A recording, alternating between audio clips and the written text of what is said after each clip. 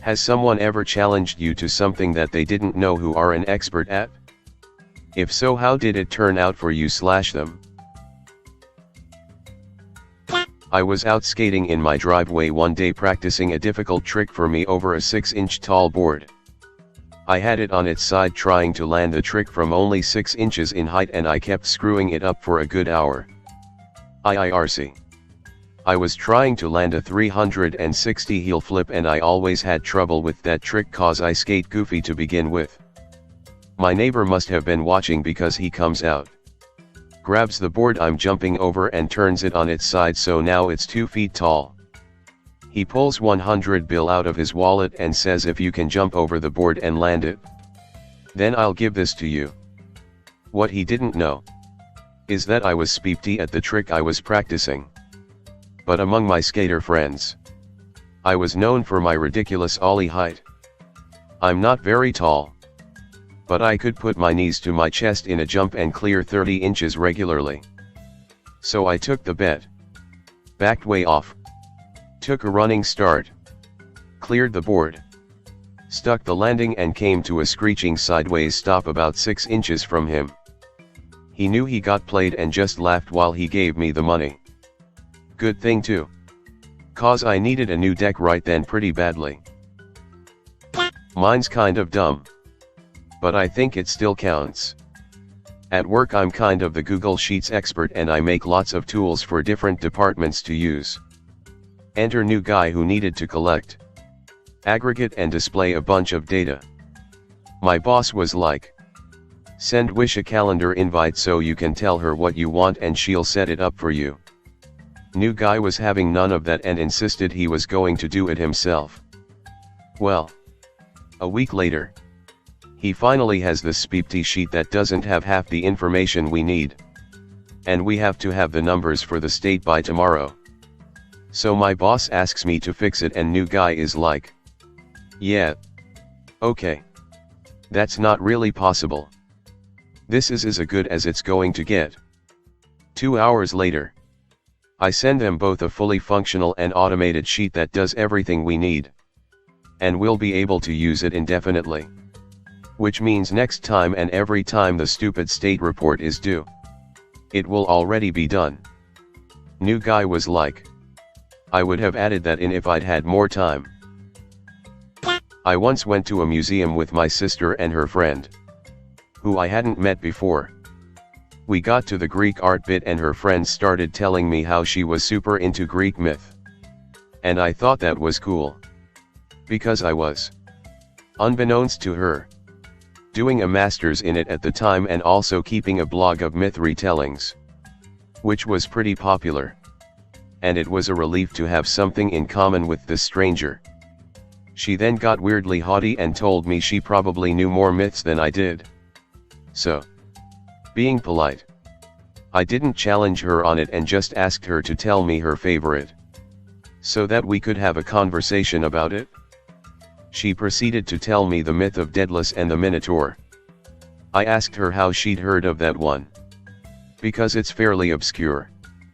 She told me she'd read it on a viral blog post on a blog about mythology. It was my blog. A buddy mine was at a concert in bad seats and started complaining about it via Twitter. All of a sudden the band starts reading some tweets and calls my friend up to sit on stage for a couple songs. They sit him at the piano and during the next song, they jokingly go, "Okay, piano solo." The crowd laughs for a second but then my buddy just starts jamming out, as he plays piano in his band. Talk about dream moment, getting to play with your favorite band. I once challenged a girl who was a friend to foosball, not knowing she grew up with a table in her house and older brothers. I even, jokingly, put money on the game. Well, I learned a bit about humility that night. The icing on the cake was when she drove me to an ATM to get her the money. That's a brutal finishing move. My uncle challenged Jack Nicklaus to a golf game in college, without a clue. The humiliation burns him to this day. While I'd never claim I was an expert, I used to be pretty damn good at pool. My aunt and uncle had a pool table downstairs, and my parents, for a variety of reasons, would go over regularly and spend all day there. There was nothing else for us, me and my brother, to do, so we just played pool all day for years. Eventually we got bored and saw that he had a book on trick shots, so we started doing that for fun. Never really mastered them, but they made for really good practice in understanding how to get the ball to do what you want. So anyway, for my buddy's 20th birthday he wanted to go to a pool hall and invited a ton of people. Then he told it was going to be a tournament. Drinks for individual games. And a 50/50ths type of deal for the winner. He gets half regardless because it was his birthday. Insisted I come, and I caved eventually. Get there. First game. They break. And that was the only shot they got. Rest of mine were pretty similar. At the end I just looked at him. Told you not to invite me. Found out after that a bunch of them had never even played pool before. Felt pretty bad, so I took the money and bought everyone drinks with it. I would never go as far to say that I'm a fencing expert, but I have been fencing casually for about 5 years total, and consider myself pretty good for someone who's casual. A new person came to our fencing practice and demanded of a few men that we do a King of the Hill style matchup. I couldn't tell exactly what it was, but I could smell the toxic behavior rolling off of him when everyone declined, but he continued to insist we do it. He somehow fixated on me, and I decided I'd give it a go on a normal 15-point bout. Initially I always fence one style, in order to test out my opponent before switching to a style to trump theirs. So the first few points I see him cheering himself on as he established a 1 to 2 point lead, by 4 to 2 in his favor. I already figured out all the flaws in his fencing style, and proceeded to get the next 10 points without losing one round. I could see the guy fuming at the end when I beat him 15 to 5. It was a good feeling.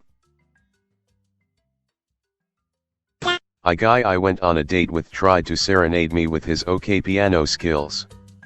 He was incredibly patronizing to me and tried to explain to me what the notes were, even when I told him I'm also a pianist. So after his endless explanations I asked him to move over on the bench so I can try to play. I'm a 2-time Carnegie Hall pianist. He never called me back afterwards. Worth it?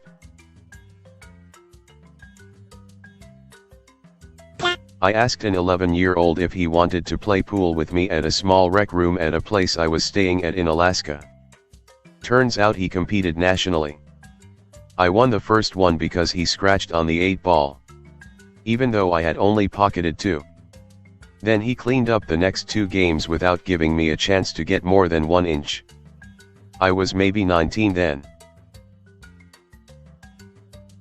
A neighbor on my block in Brooklyn challenged me to a pizza bake-off. I recently catered pizza for my daughter's school and word got around the neighborhood my pizza was pretty darn good. My first thought was, this guy is a Brooklyn native. My pizza will be steep compared to his. But there was something about him bragging that I couldn't resist the challenge. He talked up how pizza was in his blood, how his dad ran the pizza place around the corner years ago. I remained silent and let my skills answer for themselves. I got a buddy to let us use one of Baker's Pride ovens at his restaurant. We even had total strangers try our pizzas. Every last person chose my pizza over his. I never mentioned to him that I've worked in pizza places almost every day for the last 30 years. I never mentioned that when I'm not working at a pizza place I'm making pizzas at home at least once every 2 days. I never mentioned that at 9 years old I knew that I wanted to be a pizza man. Here I am 45 and getting ready to start my own pizza business. Has someone ever challenged